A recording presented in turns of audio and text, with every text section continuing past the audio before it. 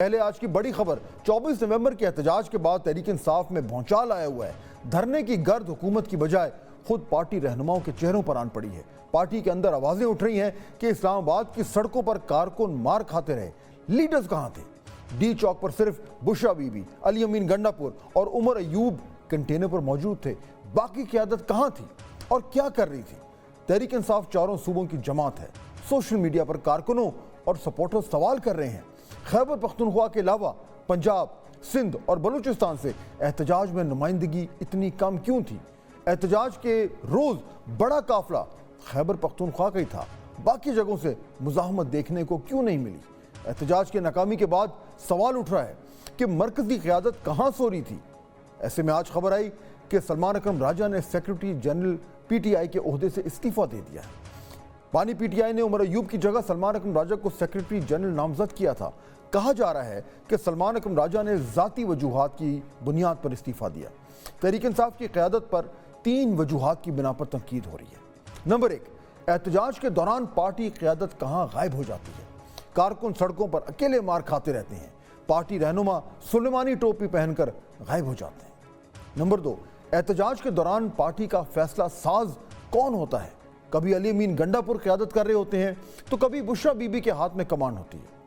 Number 3، Khyber Pakhtunkhwa کے سوا کسی صوبے سے بڑی سپورٹ کے باوجود صوبائی قیادت ورکرز کو باہر کیوں نہیں نکال سکی؟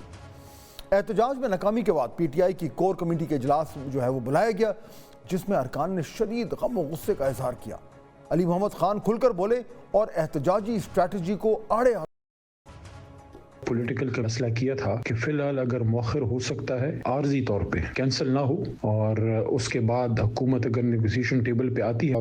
پولیٹیکل کمیٹی کی میٹنگ ہوئی اور اس نے پھر 5 افراد کے نام نامزد کیے، جس میں میرا نام تھا۔ ان کی ڈیوٹی لگائی اور سی ایم گنڈا پور صاحب نے ہمیں کہا کہ آپ نے اگلے دن یعنی جمعے والے دن، یہ جو گزرا ہے 1 بجے آپ نے وہاں جانا ہے اور خان صاحب سے میٹنگ ہوگی، جس میں ہم نے پولیٹیکل کمیٹی کا یہ موقف رکھنا تھا۔ میری تو رائے یہ تھی کہ آپ اسلام آباد ٹیریٹری میں انٹر نہ ہوں تاکہ وہ ہائی کورٹ کا آرڈر وغیرہ ہم پہ لاگو نہ ہو سکے۔ پی ٹی آئی رہنما عالیہ حمزہ نے بھی تنقید کی اور کہا کہ ہم بانی تحریک انصاف کی کال پر فوری چل پڑتے ہیں، مگر ہمیں کسی حکمت عملی سے آگاہ نہیں کیا جاتا۔ اجلاس میں شریک لطیف کھوسہ نے احتجاج کو کامیاب قرار دیا تو دیگر اراکین نے ان کی کلاس لی اور کہا کہ آپ تو کہیں نظر ہی نہیں آئے تھے۔ پارٹی کے رہنما شاہد خٹک نے ایکس پر لکھا کہ ہمیشہ پارٹی ڈسپلن کا پابند رہا ہوں، وہ تمام کردار آپ کے سامنے لاؤں گا جنہوں نے کمزوری دکھائی۔ بانی کی بہن علیمہ خان کا کہنا ہے کہ لائٹس آف ہوتے ہی کسی نے عوام کو کوئی رہنمائی یا ہدایت جاری نہیں کی۔ ناظرین، پارٹی قائدین ہوں یا بانی چیئرمین کی فیملی، سبھی تنقید کر رہے ہیں۔ کل ہمارے شو میں بشرا بی بی کی بہن مریم وٹو نے بتایا کہ جب بشرا بی بی ڈی چوک پہنچی تو ان کے پیچھے نہ کوئی کارکن تھا اور نہ ہی کوئی رہنما نظر آیا۔ جب وہ ڈی چوک پہنچی تو کیونکہ پیچھے کافی رہ گیا تھا، ان کو وہ کہ مجھے سلو کر رہے ہیں، میں نے اس پہ ٹویٹ بھی کیا تھا، تو وہ آگے نکل کے ڈی چوک جب پہنچی تو اس وقت انہوں نے مجھے بتایا کہ ان کے ساتھ کوئی اور گاڑی نہیں، انہوں نے پیچھے دیکھا تو سب لیڈرز پیچھے رہ گئے تھے، ان کے ساتھ کوئی نہیں تھا۔ اور جب وہ پہنچی تو علی امین صاحب ایک سائڈ پہ تھے اور ورکرز ان کو انسسٹ کر رہے تھے کہ ان کو کہیں نہیں جانے دیں گے۔ اس سے واضح ہے کہ احتجاج کی کال دی گئی، لیکن پارٹی اندر سے ہی شاید اس پر راضی نہ تھی۔ اسی لیے کہا گیا کہ بانی چیئرمین سنگجانی کے مقام پر دھرنا دینے پر راضی ہو گئے تھے، لیکن بشرا بی بی وہ فیصلہ انہوں نے ویٹو کر دیا۔ احتجاج کے روز بھی بشرا بی بی کا کنٹینر آگے تھا، لیکن علی امین گنڈا پور کارکنوں کی بڑی تعداد کے ساتھ ان سے تھوڑا سا پیچھے تھے۔ جب حکومت نے گرینڈ آپریشن شروع کیا تو دونوں رہنما کارکنوں کو وہ حالات کے رحم پر چھوڑ کر اور چلے گئے۔ ایسا پہلی بار نہیں ہوا۔ علی امین پچھلے احتجاج میں بھی ڈی چوک نہیں پہنچ سکے تھے اور کے پی لوٹ گئے تھے۔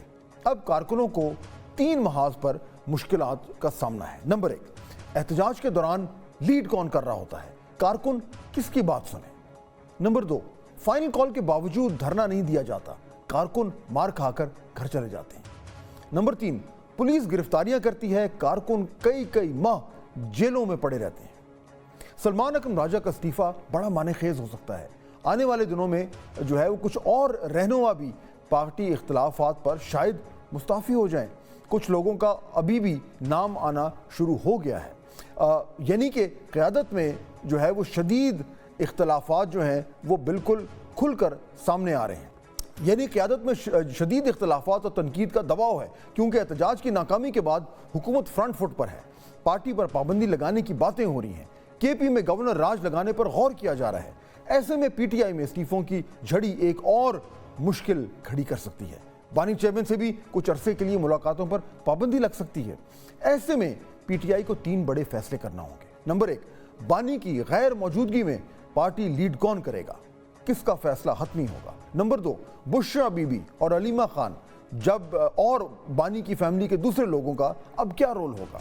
نمبر 3، کے پی کے علاوہ باقی 3 صوبوں میں تنظیمی ڈھانچوں کو کیسے ایکٹیو کرنا ہے. اگر پاکستان تحریک انصاف نے بر وقت فیصلے نہ کیے تو ہو سکتا ہے کہ پارٹی کو سیاسی اور قانونی محاذ پر مزید نقصان اٹھانا پڑے.